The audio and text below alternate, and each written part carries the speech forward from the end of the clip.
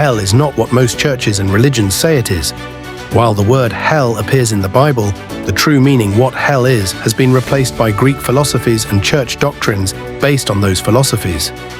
A hell of eternal punishment is so ingrained in church teaching, it is almost impossible to refute it, even with scripture and facts. The word hell is an archaic English rendition of the Hebrew word Sheol and the Greek word Hades that appear in the earliest Bible writings we have today.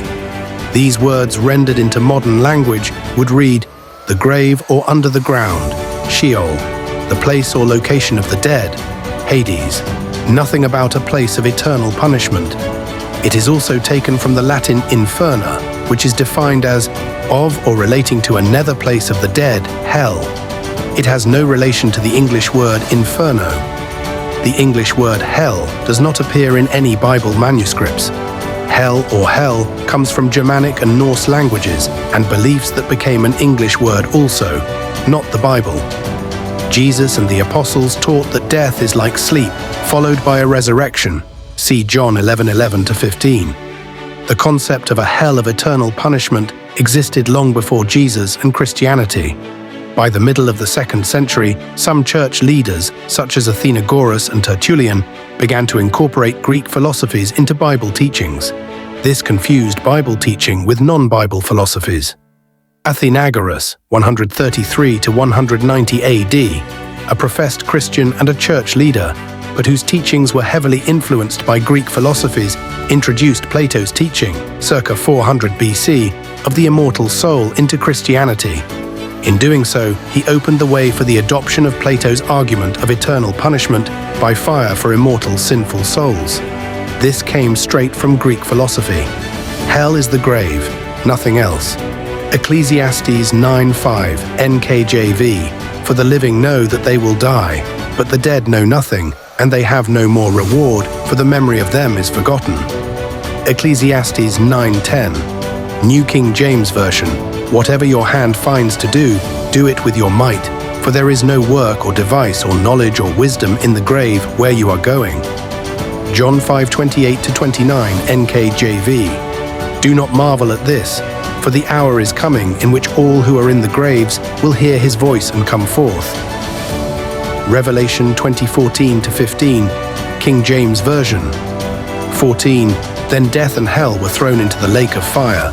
The lake of fire is the second death. 15. Anyone whose name was not found written in the book of life was thrown into the lake of fire. These verses are very problematic for hellfire believers and teachers.